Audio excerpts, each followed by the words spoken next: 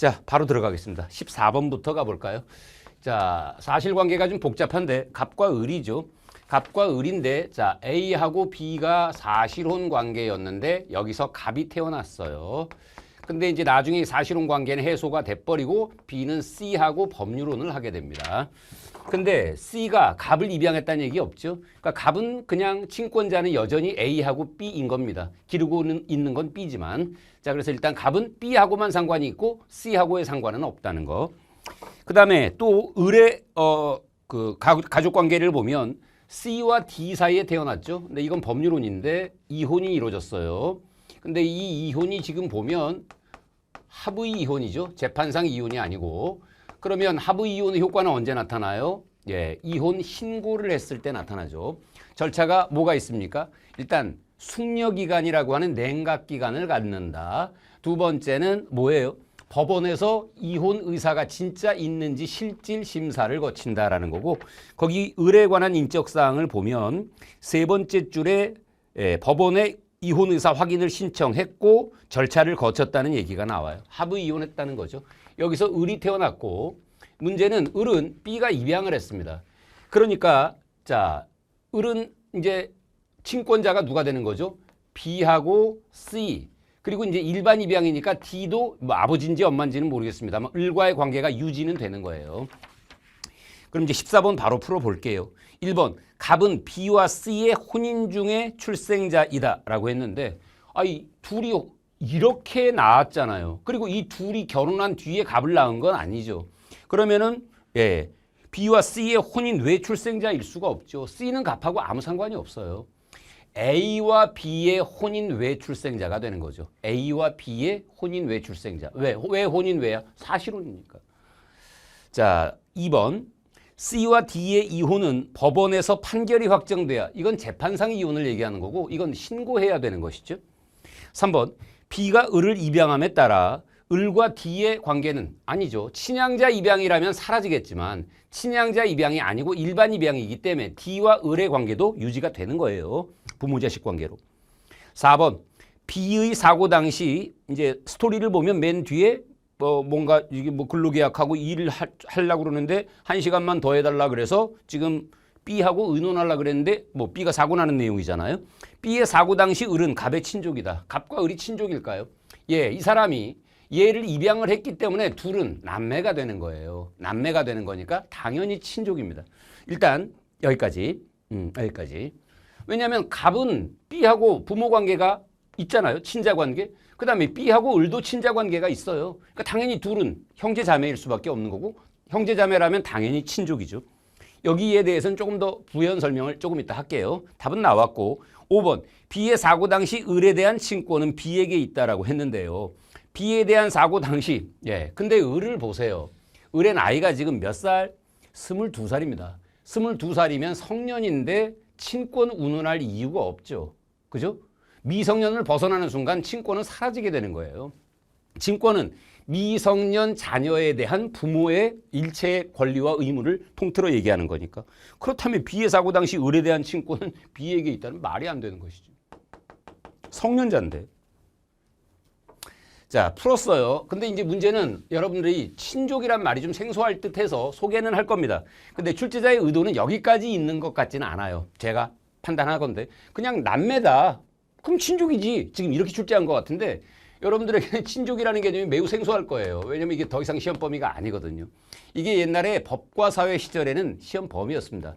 제 교재에 소개는 해놓고 있는데 강의는 사실은 안 한 부분이거든요. 여기서 그냥 알아보고 갈게요. 자, 우리 민법상 친족은 어떤데? 일단 1번 배우자. 뭡니까? 남편 입장에서는 부인, 부인 입장에서는 남편이면 친족이에요. 두 번째는 뭐죠? 8촌 이내의 혈족이에요. 혈족은 공동조상을 가진 가족을 혈족이라고 하는 겁니다. 그러니까 예를 들어 여러분들이 무슨 이제 뭐 광산 김씨 그러면 이제 시조가 되는 어르신이 있고 그 밑으로 계속 결혼하고 애 낳고 결혼하고 애 낳고 하면서 퍼져나갈 거 아니야. 이 촌수로 제한을 안 하면 어떻게 되겠어요? 굉장히 많은 사람이 자기 혈족이지. 근데 촌수가 180촌 뭐 이러면 남이잖아요, 이거. 그래서 8촌으로 한정해 놓고 있습니다. 그럼 선생님 촌수는 어떻게 셉니까? 한 세대가 1촌입니다. 그러니까 아버지와 나, 엄마와 나 1촌이에요. 이해했어요? 형제자매 몇 촌일까요? 형제자매 2촌입니다. 왜? 나와 아빠, 엄마, 형과 아빠, 엄마. 그래서 요렇게 가서 2촌을 따지는 거예요. 근데 여러분들에게 이건 좀 어렵죠. 그러니까 자, 부부 사이 0촌, 부부 사이 0촌, 부모 자식 사이 1촌. 그 다음에 형제자매 몇 촌? 2촌. 일단 이것만 외우자. 그러면 그 다음에는 더 하면 돼요. 예를 들어 아버지의 남동생, 아버지의 남동생. 그럼 아버지하고 아버지 남동생하고 몇 촌 사이라 그랬어? 형제자매니까 몇 촌이라고? 2촌이지. 우리 PD님도 여기서 배우는 거야. 여기 2촌이지. 그럼 나는요? 아빠하고 몇 촌? 1촌이잖아. 1촌 더하기 2촌 해서 3촌이잖아. 그래서 아버지 남동생 결혼하기 전까지 3촌이라고 부르지. 결혼하시면 이제 작은아버지 이렇게 부르게 되는 거고. 어렵지 않죠? 그러니까 뭐 예를 들어 고모도 3촌이에요. 똑같은 이유죠. 이모도 3촌입니다. 그래서 그 엄마의 오빠나 엄마의 남동생을 뭐라 그래? 외삼촌이라고 부르잖아. 말 그대로 삼촌이기 때문에 외삼촌이라고 부르는 거야. 이 정도 촌수만 알아둘게요. 그 다음에 할아버지 몇 촌이겠어요? 할아버지, 조부. 예, 2촌이죠. 2촌. 예. 요건 이제 그 윤리에서는 조금 다르게 배우는 모양인데 제가 지금 말씀드린 거 법적인 개념의 촌수예요. 법적인. 그러면 증조 할아버지는 얼마? 3촌이 되는 거지. 쭉쭉쭉 올라가니까. 이 정도까지만. 자. 그러니까 아무튼 8촌 이내 혈족. 이건 뭐 공동주상을 가진 거니까 문제가 없는데 이제 세 번째 개념이 문제야. 여러분에게 이게 좀 어렵거든. 4촌 이내 인척이에요. 아, 씨발 모르는 거 또 나왔네. 인척은 또 뭐야? 이렇게 생각할 텐데 인척이라고 하는 건 이거예요. 혈족의 배우자. 뭡니까? 혈족의 배우자. 말 그대로 혈족의 배우자예요. 예를 들어서 형의 부인, 형수 같은 사람. 두 번째는 배우자의 혈족. 여러분이 아직 결혼은 안 해봤겠지만 결혼했다 치고 결혼했으면 처가 있겠지. 처의 뭐 엄마라든가 장모님, 장인어른, 처제, 처형 뭐 이런 분들이 여기 들어가죠. 세 번째가 있는데 세 번째는 뭐냐면 배우자의 혈족의 배우자입니다. 아, 이제 어려워지죠? 배우자의 혈족의 배우자. 누굽니까? 한번 생각해봐요. 배우자의 혈족의 배우자.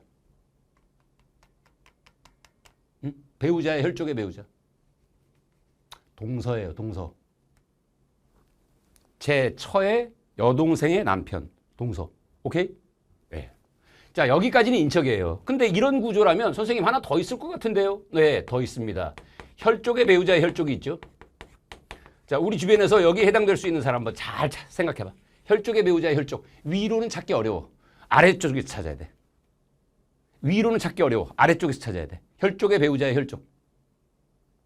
아들의, 부인의, 아버지.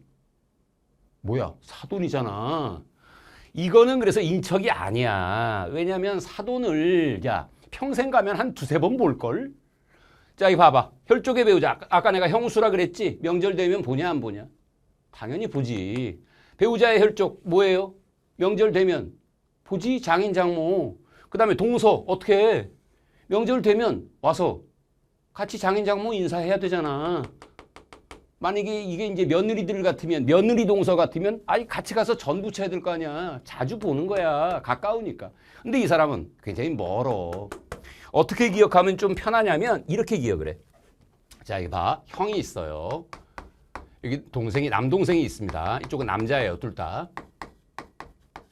이쪽은 둘 다 여자예요. 네, 여기 그러니까 형하고 결혼할 여자. 형수라고 해야 되겠죠. 내 입장에서는. 그 다음에 형수의 여동생이 있어. 근데 둘이 결혼했어요. 이렇게 형하고 형수가 결혼했어요.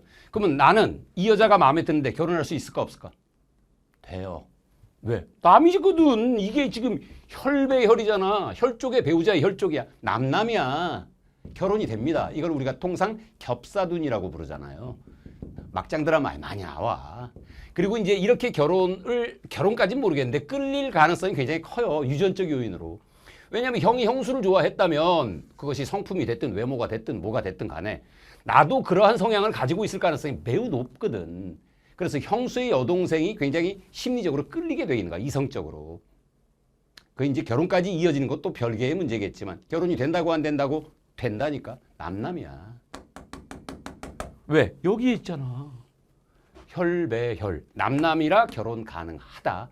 이렇게 케이스로 기억을 해두면 여러분이 조금은 수월하겠죠. 네. 그래서 이게 친족의 범위입니다. 친족의 범위. 근데 출제자가 이걸 의도하고 낸 것 같지는 않아요. 사실관계가 친족관계가 지금 그렇게 복잡하진 않거든. 다만 남매니까 뭐야? B가 을을 입양했잖아. 남매니까 뭐야? 당연히 친족이지. 라는 개념으로 여러분 정리를 하시는 게 맞는 것 같아요.